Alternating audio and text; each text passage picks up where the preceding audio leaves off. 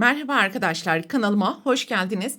Bugünkü videomda en kolay tığ işi burgulu saç bandının yapılışını anlatacağım. Saç bandının yapılışında 2.20 milimetre tığ ile koton iplik kullanacağız. Saç bandının yapılışına ilk düğümü attıktan sonra çok sıkı olmayan 103 zincir yaparak başlayalım.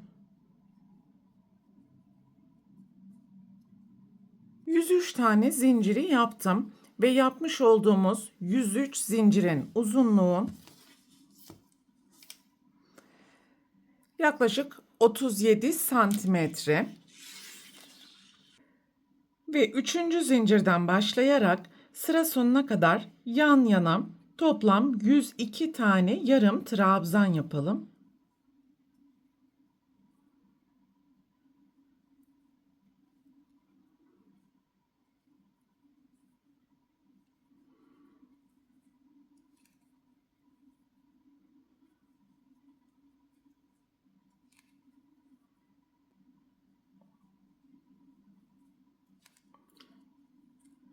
Ve 102.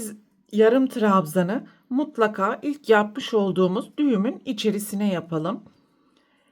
2 zincir, deseni çevirelim. İlk yarım trabzanın arkasından başlayarak altta yapmış olduğumuz tüm yarım trabzanların arka ilmeklerini yeniden yarım trabzan yapalım ve 102 tane yarım trabzan elde edelim.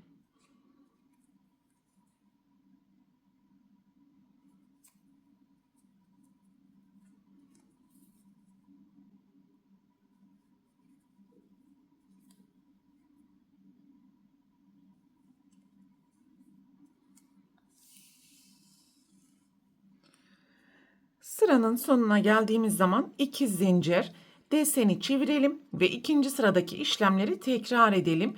İlk yarım trabzanın arkasından başlayarak sıra sonuna kadar alttaki tüm ilmeklerin arka tarafına yarım trabzan yaparak devam edelim.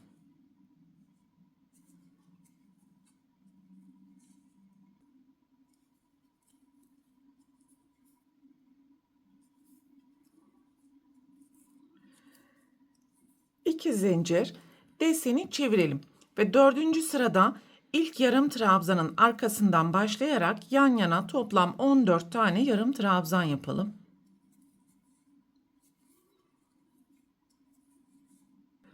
5 zincir, alttan 5 tane ilmek atlayalım ve yan yana 18 tane yarım trabzan yapalım.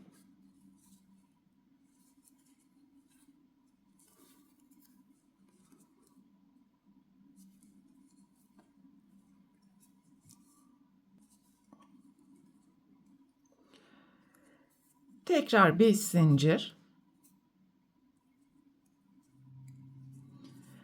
5 tane ilmek atlayalım ve yan yana 18 tane yarım trabzan yapalım.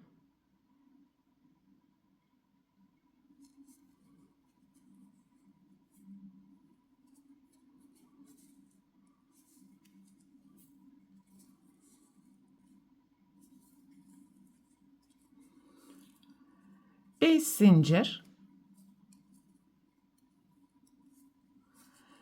5 tane ilmek atlayalım ve sıranın başında olduğu gibi yan yana 14 tane yarım trabzan yapalım.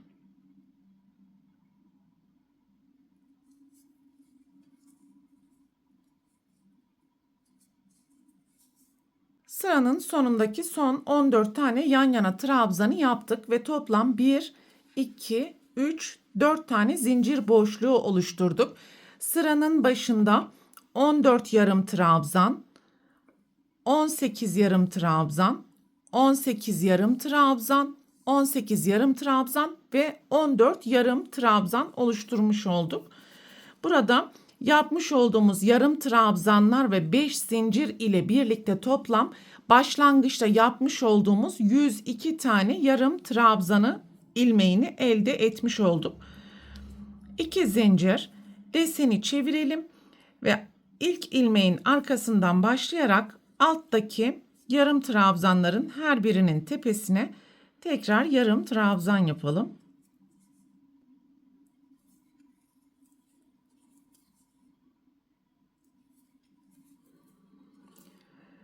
5 zincirin üzerine yan yana 5 tane yarım trabzan yapalım.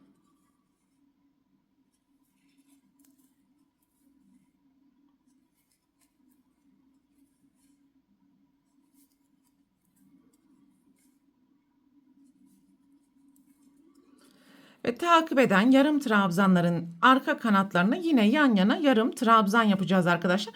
Burada sadece dikkat edeceğimiz nokta alt sırada yapmış olduğumuz 5 tane zincirlerin üzerine yan yana 5 tane yarım trabzan, alttaki trabzanların arka kanatlarına yine yarım trabzan yapalım ve toplam 102 tane yarım trabzan elde edelim.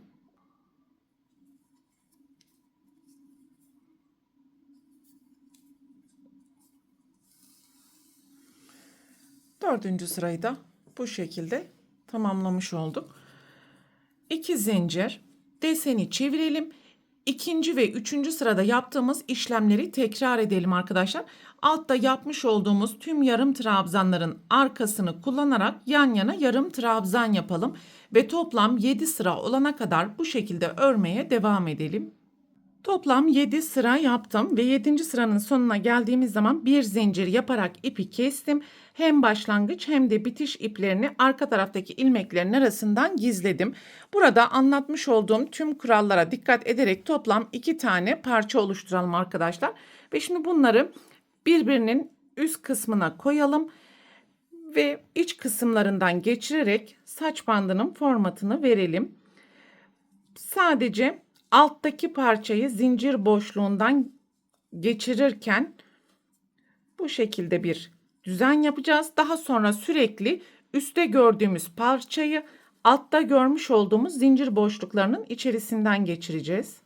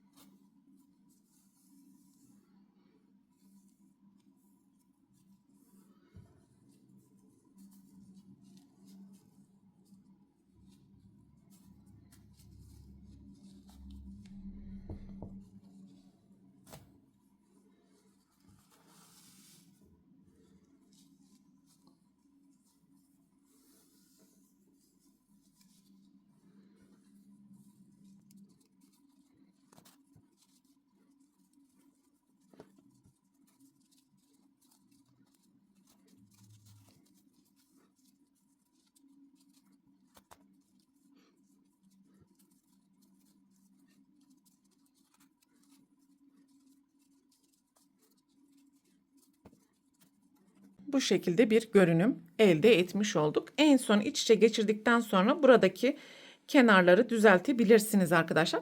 Şimdi buradaki her iki uç noktaya farklı renklerde ya da aynı tonlarda lastikler kullanabilirsiniz.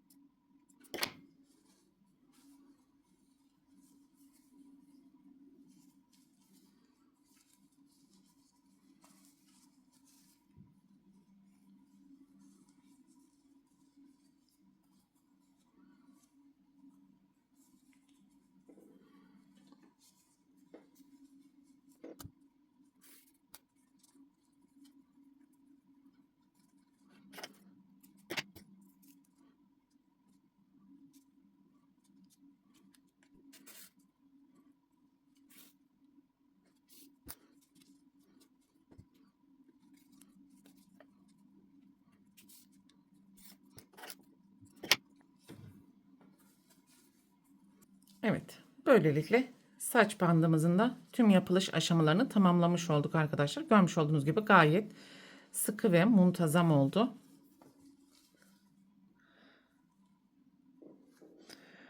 Bu videoda anlatacaklarım bunlardan ibaretti. Umarım sizler için faydalı bir video olmuştur. Sonraki eğitim videosunda görüşene dek lütfen kanalıma abone olarak videomu beğenmeyi ve düşüncelerinizi yorumlar kısmında belirtmeyi unutmayın lütfen. Hoşça kalın.